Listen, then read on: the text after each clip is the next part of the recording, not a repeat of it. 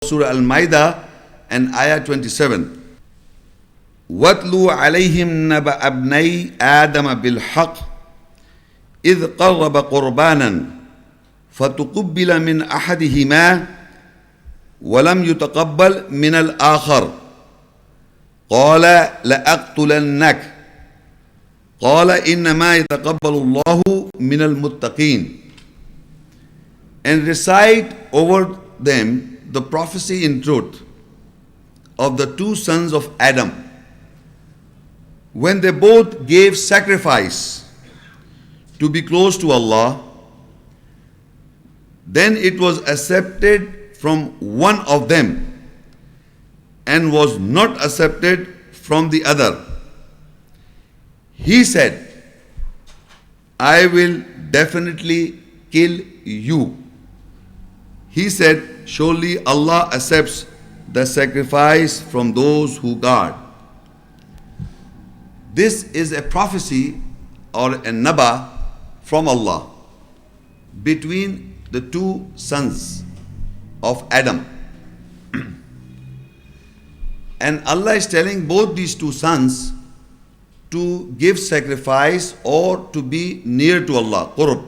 In Qurbanan, it has the meaning of a sacrifice, but it also means qurb means to go near to Allah.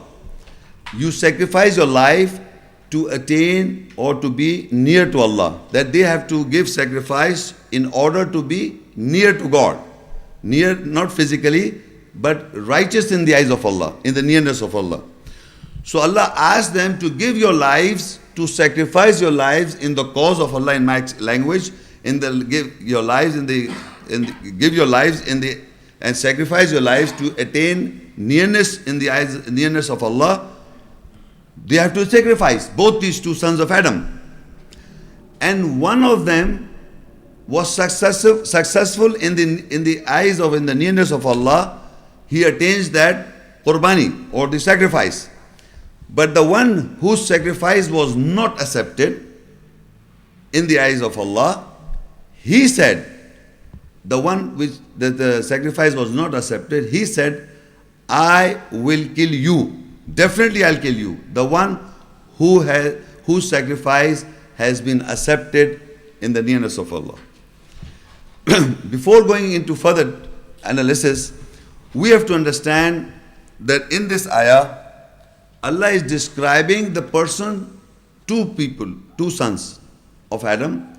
And what is the example from that is we have to understand that if we are taking guidance from the ayahs of Allah or by this event, we must understand if you are righteous or if you are sacrificing your lives to attain the good pleasures of Allah, in the nearness of Allah, in His side, then be sure there must be someone looking for you to kill you.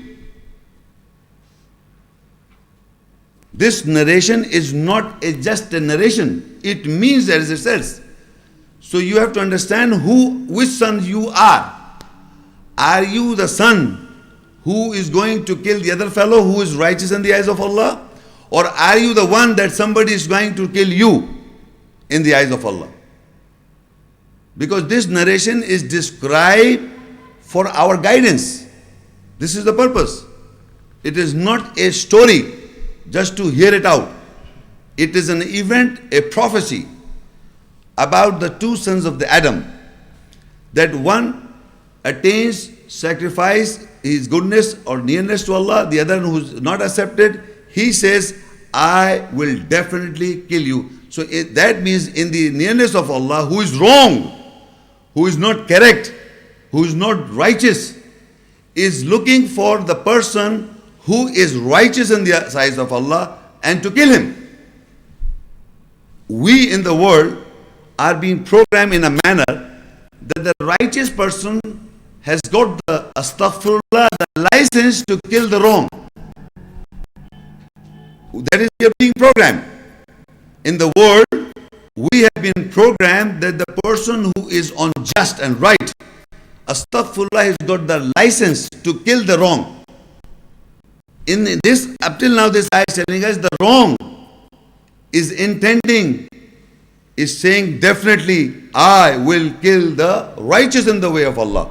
The one who's right, who's good, who has got the good pleasure, who has got the qurbani, whose sacrifice is accepted by Allah. The sacrifice is accepted by Allah. To him, he says that I will definitely kill you. So this is the education that we have to understand the event, and then secondly we have to understand how and more sacrifice, or the true sacrifice we have to give to be the righteous sons of Adam. Further it says in Al-Ma'idah 5, this in continuation, لَإِن بَسَطْتَ إِلَيَّ يَدَكَ لِتَقْتُلَنِي مَا أَنَا بِبَاسِطٍ يَدِيَ إِلَيْكَ لِأَقْتُلَكَ إِنِّي أَخَافُ اللَّهَ رَبَّ الْعَالَمِينَ. Definitely, if you will stretch out your hand towards me to kill me, I will not stretch out my hand towards you to kill you. Surely I fear Allah, the Lord of the worlds. The same in continuation, the one who intend to kill the one whose sacrifice has been accepted by Allah, he says, I will stretch out, if you intend to stretch out your hand to kill me, I will not stretch I will not stretch out my hand towards to kill you.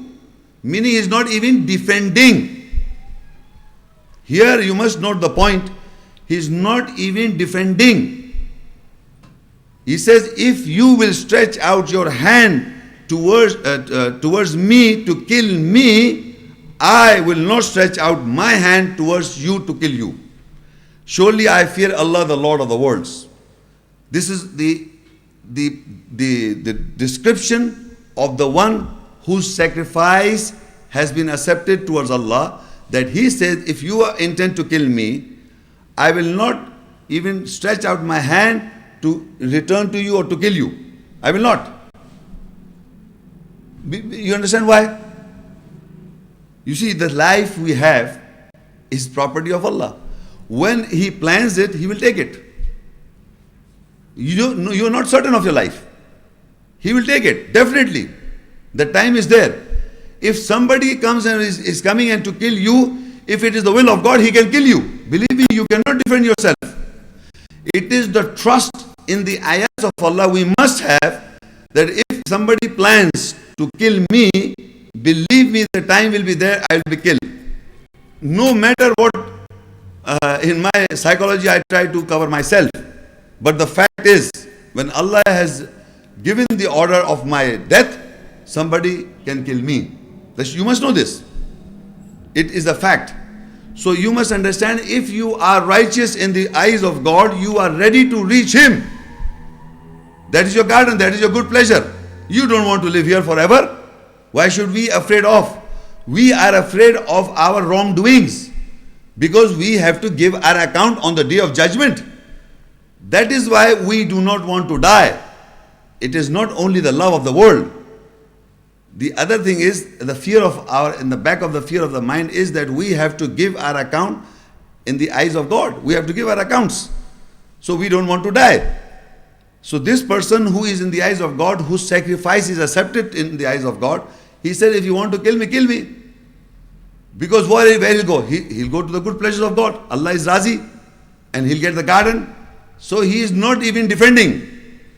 He is not even defending, because he expects that, well, sacrifice, I am ready to sacrifice, I have sacrificed my life. If somebody has come here to kill me, he is making my easier that I'll reach Allah, the final destination where we have come from, and the garden is there.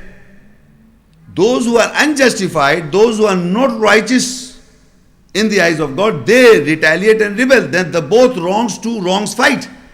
In this also verse we understand the right and wrong, there is no fight. There is no fighting. The wrong is ready to kill and the right is ready to die. No problem. If it is the will of God by permission of Allah. So there is no fight between the truth and the false. Two false fight. You see, in the true sense.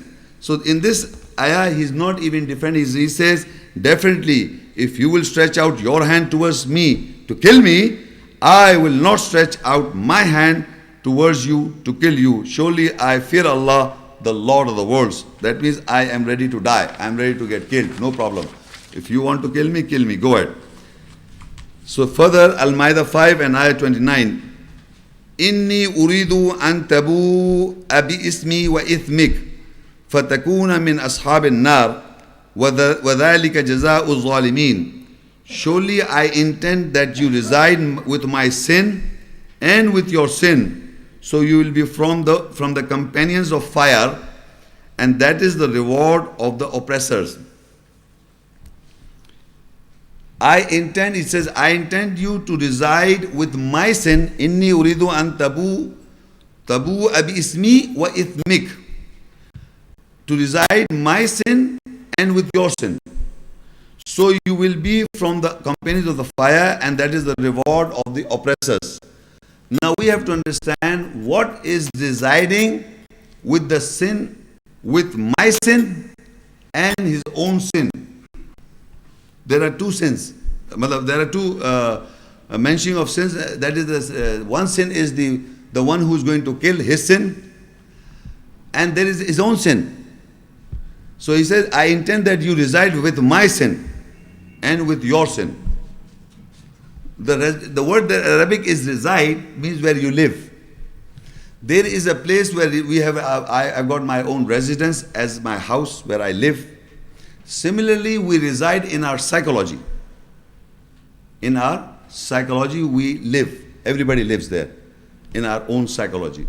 Where we are having righteous deeds with us, we have our wrong deed with us in our psychology where we live. And we have other people's evils and badness with us. What other people have done badness or wrong or evil, we know. Somebody's badness or weaknesses, we know, and we reside with that. First of all, we want to find out somebody's faults. Vulture, we want to find out other people's faults, and with that person's wrong, we reside. We live in that. That person is this, he was doing this, I know about his personality. We reside with that, we live with that. What is that purpose for? What you gain out of nothing? Except to reside with the other people's weaknesses, you reside, you live in that. You are living in that, somebody else's weaknesses, you live with that, and your own weaknesses or your own wrong or sin. So he says, you reside with my sin, whatever the sins that person has committed, you reside with that, you are looking for my sin, these are my mistakes, these are my problems, you reside with that. And your own sin, your own sin you also know. You understand what I'm saying? There are two where you live. My own sins, you found out that this person, Muhammad Shaikh, has got these sins. You know this, suppose. So because of those sins, you know, you don't look at that message, you look at those sins. So you're residing with the sin that I have. So you're living with those sins. And similarly, there are your own sins. So you're living with your own sins. So this person says, you reside with my sin. Because of my sins, you know, you live with that, in that. And at the same time, you live with your own sin. So what is the purpose of looking at somebody's faults? That you start living with that. And you don't look at the message. You don't look at the sense or the essence. You look at the other people's faults or the sins if he has committed. So that is the judgment on the nearness of God, Allah. That if somebody's sins you know, you are residing all the time, you are repeating those sins, that person is like this and he has done like this, he has done like this, that is it, you know this. Okay, good. And you also know your sins. But what are you doing about it? You are not doing anything about your improvement, or neither you are doing anything about the other person's knowing. What is the benefit? Suppose this person is changed, he is amended, he has asked forgiveness from Allah, that in this case he was accepted by Allah, his sacrifice was accepted by Allah. So that is why he says, you reside with my sin. Okay, you want to live with my sin, you live. Reside with my sin. And you also reside in your own sin. Live in that. This is how people live in the world. Living means they have got, in their psychology, they are living with the sins of other people, and they are living in the sins of their own. Nothing doing about anything. So this person whose sacrifice was accepted, he is saying, you reside with my sin. You live with that. And also with with your own sin.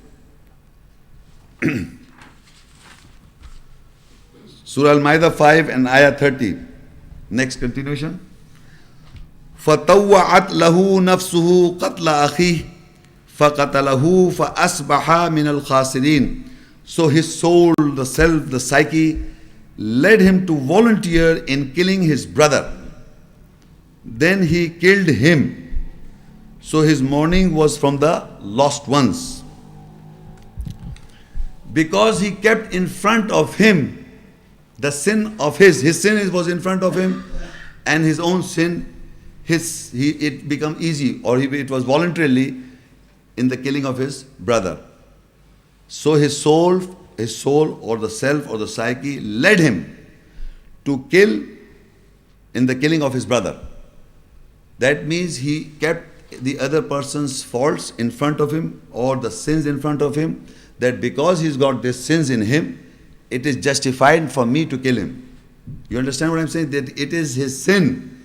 That person, since he came to know the other brother, he came to know his sins, that says that because of these sins, his psyche led him to volunteer. It becomes voluntarily action, because he said, because he's this wrong, he's done this is wrong, I should kill him. I give you example on the first of all, you go in on a road and you see somebody goes, hey, this man is doing, everybody starts going and start beating. It is a voluntary action of every male to safeguard the female who said, this man is teasing me, or you don't even think that was she doing mischief, she's doing mischief or not, but you voluntarily start, they just justify not to you see so many actions we do and immediately. So that is a justification or voluntary, though I may be doing the same, but at that moment I will rush up first and start hitting, why are you teasing that girl? It is a voluntary reaction of a situation. There are many situations in life that we are justifying our action because this has happened, I did this. It is no justification of doing wrong. If a wrong does take place, you are not justified to do the same very act the wrong. Similarly, his psychology, he knew the sins of that person, of that brother, he knew the sins. So he said, I will let you reside with that sin. So he knew that sin, and because he knew the sin, he said it becomes voluntary action to kill his brother because of a sin. Because he knew that this person has committed this sin, I have the right to kill him. So his soul, the self-psyche, led him to volunteer in killing his brother. Then he killed him, so his mourning was the lost ones. Why did he kill him? First of all, he killed him because he was accepted by Allah. First, his jealousy. He was not accepted, his works was not accepted. That is the first jealousy. Now he's covering that jealousy by thinking that this person is to be killed because he knew the sins. He knew the wrongs or the sins of that brother. That is why he said, you live or reside with that sin of yours and of my sin. You live with that. My sin also you reside, and your own sin you reside. So people who look at other people's faults or weaknesses or wrongdoings doesn't justify them to have their feelings for that person the way they have. It is not justified. If somebody is wrong, doesn't mean you to have a bad relation with that person. That is not the justification. That is the point here we have to understand, because the soul, the self, led him to volunteer in killing his brother. Justified him, yes, you can kill him because he's got bad character or whatever in his eyes. But in the eyes of Allah, he was accepted. The sacrifice was accepted. But to him, he knew it. Okay, I know his sin. That is why you can reside in the sin, in my sin. You can reside with my sin, and you can reside in your own sin, with your own sin. So that is why he killed him. Now what happened in Surah Al-Ma'idah 5:31? فَأَبْعَثَ اللَّهُ غُرَابًا يَبْحَثُ فِي الْأَرْضِ لِيُرِيَهُ كَيْفَ يُوَارِي سَوْءَةَ أَخِيهِ قَالَ يَا وَيْلَتَى أَعْجَزْتُ أَنْ أَكُونَ مِثْلَ هَذَا الْغُرَابِ فَأُوَارِيَ سَوْءَةَ أَخِيهِ فَأَصْبَحَ مِنَ النَّادِمِينَ. Then Allah appointed a crow who discusses in the earth so that he can show him how to put behind the badness of his brother. He said, woe to me that I was incapable to be the example of this crow so that I could have put behind the badness of my brother. Then his mourning was from those who repent. Now then Allah appointed a crow. When he has killed his brother, so Allah wanted to educate this person who has killed his brother. He says, then Allah appointed a crow who discusses in the earth. In Arabic is yabasa fil ard, bahas. So when we see a crow, what he crows? What do you say in English? Crowing. When a crow crows, is it right? Eh? That's right. So when he does, if you look in the world, if any crow is damaged slightly, or you try to hit any crow, the other crows will shout and make a big noise to an extent that all the crows will be gathered. That shows the feeling of another crow, that he's got a feeling for the other crow. If I'm going to do something to a crow, the other crows will gather by behest, by crowing. That is the instinct behavior of a crow. So that means this shows that how they have feeling for each other. You understand what I'm saying? Or even if they have fight, if there is a fight going on between the crows start crowing. So the other crows are gathered together for a help or whatever the reason, to educate us. Now, what is the message in that? When the crow starts crowing and the crows get together, it safeguards the one who's been beaten. So that is an emotional attachment shown by the crow to another crow. Here, when he has killed his brother, because he was residing with his sin, I was telling you before, now you can see that, then Allah appointed a crow who discussed in the earth, so that he can show him how to put behind the badness of his brother. If he knew the sin of his brother, he could have put them behind. He would have looked at his goodness.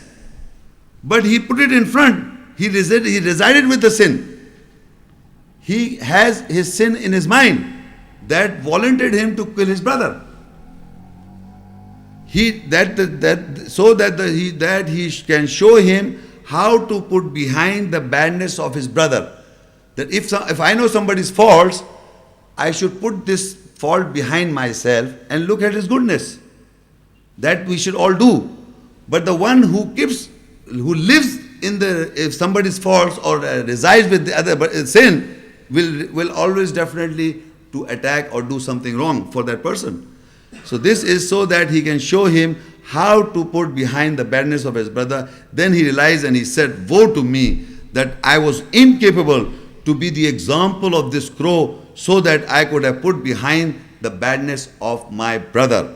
If he would have put the badness of his brother behind his back, the sin that he knew of his brother, that he said, you can reside with the sin of my sin. If he knew the sin of his brother, he could easily put it behind his back. But he did not. And because he did not put his sin behind his back, he kept in front of him and justified his act of killing. He justified his act because he thought this man is wrong. I know his sin and he should be killed. But actually he was jealous. But in front of him, he put an example to justify his act, that because he had committed this act, I have the right to kill him. That is the justification in his psyche. So when Allah appointed the crow, and a crow who discusses in the earth, and he could see it, so that he can show him, that crow can show him, he can understand by the act of the crow, that he can show him how to put behind the badness of his brother, how to put people's faults or badness or sins behind your back. But if you don't, the moment you look at a person, you look at his goodness or badness. Think like this. You will always look at his badness, his faults. So that means you are residing with his faults, you are residing with his sin, will not take you anywhere. And if you are residing with the sin of somebody else, then your natural reaction towards him will also be wrong. Natural. This is how the problem is. So from these ayahs, we have understood that if person is looking at somebody's sin, if we know somebody's sin, we normally come to each other's faults, we come to know. And if we know somebody's sin or wrongdoings, we should not keep them, we should not reside with the sin of somebody else, or we should not reside with our own sin. Reside means you live with that. You don't amend, you don't correct, you don't look or put other people's sin behind your back. If you do so, then only you can attain goodness. But the narration of this event is educating us. This event is an education for us to take guidance. That Allah appointed a crow who discuss in the earth so that he can show him how to put behind the badness of his brother. When he knew the sin of that brother, he should keep it, who should have put it behind his back. Then there would have been no feelings, ill feelings for the person. But because he did not put his, how do we know he did not put his behind his back? Because previously the ayah says he was residing, he said you can reside with my sin. So he was keeping in front of him, his badness, his sin in front of him all the time. So that made him easy to kill the brother. So if you look at somebody's sin and keep it in front of you, you are residing with it. That is the education, that you should keep it behind your back. So he said, woe to me that I was incapable to be the example of this crow, so that I could have put behind the badness of my brother. Then his mourning was from those who repent. Then he realized in the morning that he had done wrong when he got the example from the crow. Now, in Surah these ayahs are in continuation. In Al-Maidah 5 and ayah 32, Min ajli dhalik katabna ala bani Israel annahu man qatala nafsan bighayri nafs aw fasadin fil ard faka'annama qatala an-nasa jami'a. From that time we have written over the children of Israel that surely who kills the soul, the self or the psyche, I've written in the bracket, who has sacrificed and attained the closeness to Allah, who is without a soul or is without causing corruption in the earth, then surely he is like the one who has killed all mankind. Now, after this event, min ajal dhalik mean after that event, after that time, Allah says, Katabna ala bani Israel. We have written over the children of Israel. The law is made now. What is the law? The law is, Annahu man qatala nafsan bighayri nafsin aw fasadin fil ard faka'annama qatala an-nasa jami'a. Then surely who kills the soul, the self, the psyche, who is without a soul or who is without causing corruption in the earth, then surely he is like the one who has killed all mankind. Now in the ayah is that the person who killed a soul, a self or a psyche of the other person is a nafs bi ghayri nafs, is a psychology soul without a soul. Now how to understand that a soul or a psyche or a self, a soul or a self or a psyche is without a self or a soul or psyche? Everybody, every human being has got a soul, has got a nafs, has got a psyche, has got a self, his self, ana, I. But this nafs or this psyche is without a soul or self or fasadin fil ard or causing corruption in the earth. Any person's self or psyche, if it is governed by Allah and he gave his sacrifice and he's attained closeness to Allah, then his psyche is been purchased by Allah. His psyche has been purchased by Allah and he is just totally in completely submission to Allah's governing eyes when he attains sacrifice in the eyes of Allah. So in other words, he won't have his own vain desires, hawa, khwaishat. He won't have. He will always go according to the verses or the ahkamat or the governing ayahs of Allah. So Allah is referring for that person is without a self or a soul. Without a self or soul. Doesn't mean he's got a self, but the one with not a wrong soul or a bad evil soul. He won't be with a bad self or without a soul. When Allah says, أَنَّهُ مَنْ قَتَلَ نَفْسًا بِغَيْرِ نَفْسٍ, that it doesn't mean doesn't have a soul. He's got a soul or a self or psyche, but he has been accepted. He has sacrificed his life. He has sacrificed his psyche. He has sacrificed his wrongdoings. He has completely killed himself totally and has been accepted by Allah. So he's almost like without a soul. So if you kill that person, you have killed all mankind. If a person, any person, that is after that, from that time we have written over the children of Israel that surely who kills that soul, self-psyche, who has sacrificed and attained the closeness to Allah, who is without a soul or is without causing corruption in the earth, then surely he is like the one who has killed all mankind. Now my discussion, we are discussing the killing.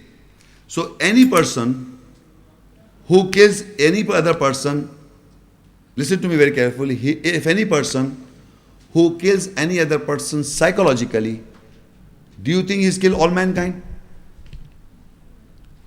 Excuse me, yes. You have to give me the answer. If I kill a person, any person, if I suppose kill any person, have I killed all mankind? No. So if I kill psychologically a person who has sacrificed his life and attained closeness to Allah, psychologically if I kill, do you think I've killed all mankind? No, think very carefully. Psychologically. Or physically. If a person, listen to me, if a person kills a person physically, that person who has sacrificed and attained closeness to Allah, if that person is being killed in the world physically, would be killing all mankind? You are confused both. We have to understand now. We have to understand what type of killing we are discussing. That is why I'm putting this question to you, that in this context I was discussing, we have to come to a conclusion that this wrong brother killed him physically or only killed him psychologically. We must understand the result is Allah is telling us it is like a killing all mankind. If any person kills a person who has sacrificed and attained closeness to Allah, if he is being psychologically killed, would be killing as a whole mankind? No. If he is being killed physically, would be killing all mankind. Right? So we can understand in this context is a physical killing or it is a psychological killing.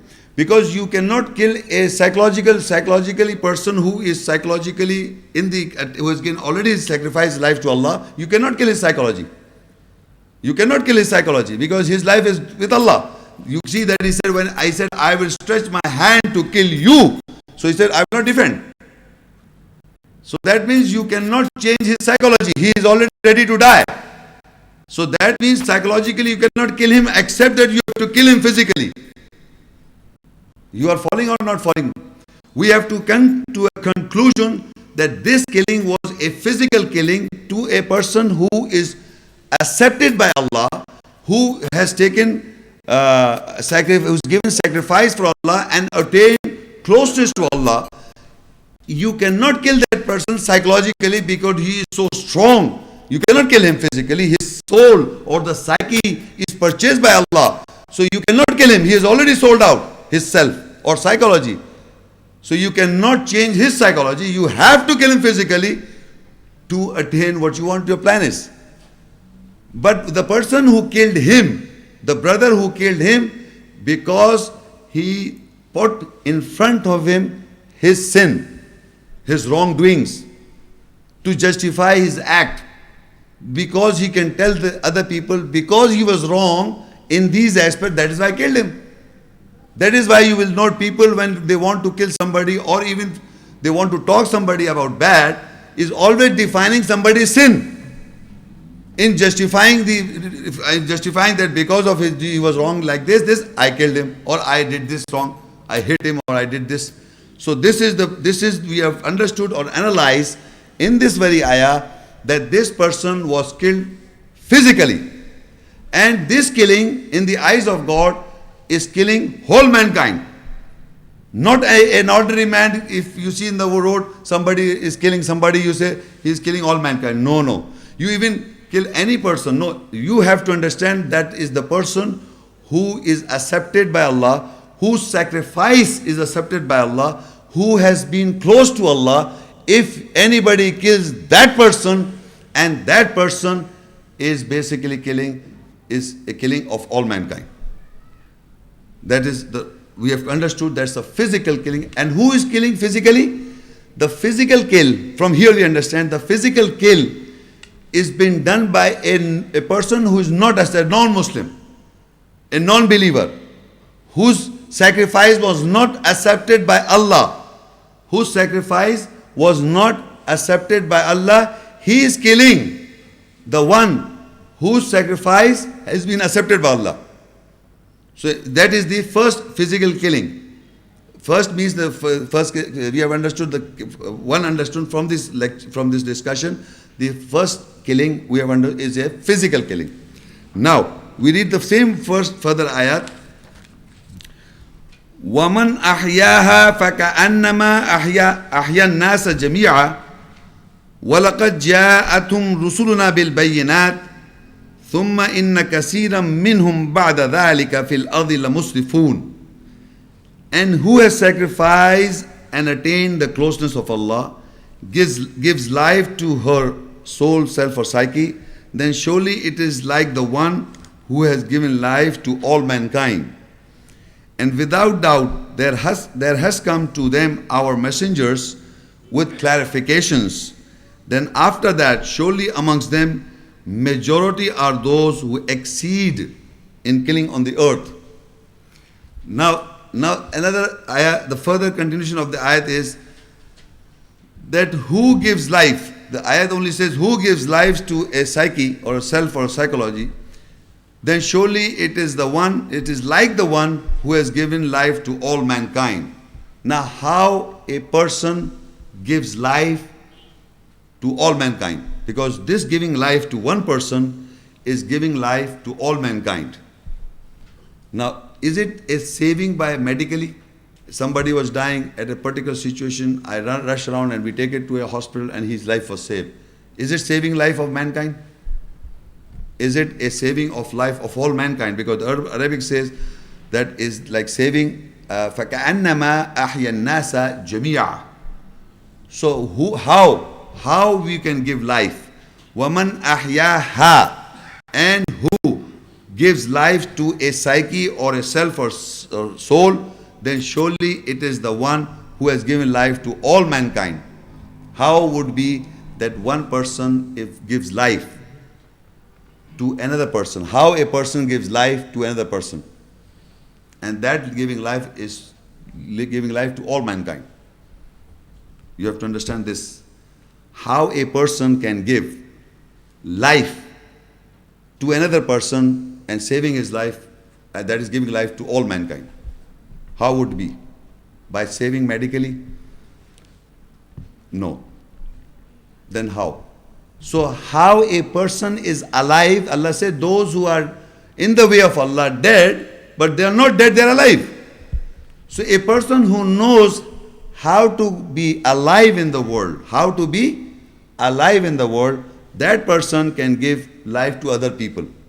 So the same person we will refer to the same ayah, we are referring to the context of this ayah is the one who has given sacrifice and has attained the nearness of Allah. The same person who has given his life for Allah can give life to the other person. The one who has attained, I've written down the sacrifice and attained closest to Allah. When he knows how he has attained that closest, how his sacrifice was accepted, he can tell other people how you can attain sacrifice and closest to Allah.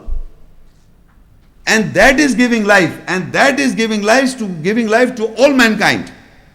That is the saving of a life. You understand what I'm saying? If you can know, first of all, you must know how you have to die, how you have to kill, how you have to get killed in the way of Allah, physically and psychology, that's a separate topic. But once you have done it, you have to know how to give life to the other person. That is, it says, and who has sacrificed and attained the closeness of Allah, gives life to her soul psyche, surely it is the one who has given life to all mankind. So a person who can give life to the other person, only that person who knows how to get sacrifice and can get from the Allah the closeness. If you know how to get closeness to Allah, if you know how to sacrifice and get the good pleasures of Allah, then you can share with the other people. Otherwise you cannot. And that person can give life, and that giving life is giving life to all mankind. Now this is a physical life or psychological life? Physical life, psychological life. Physically we are all alive. But physically we are all alive, but physically we are dead. Psychologically we are dead. Physically we are alive. In this ayah, the second portion of the ayah is telling us psychologically life. The previous context of the ayah is a physical killing. So that means a non-believer kills a believer. Non-believer who's not being accepted, whose sacrifice is not being accepted, kills a person whose sacrifice is being accepted to Allah, who kills him. But that person who is accepted by Allah, and if he gives life, he can give. Allah says, who gives life? If he gives life to the person, he can give life to all mankind.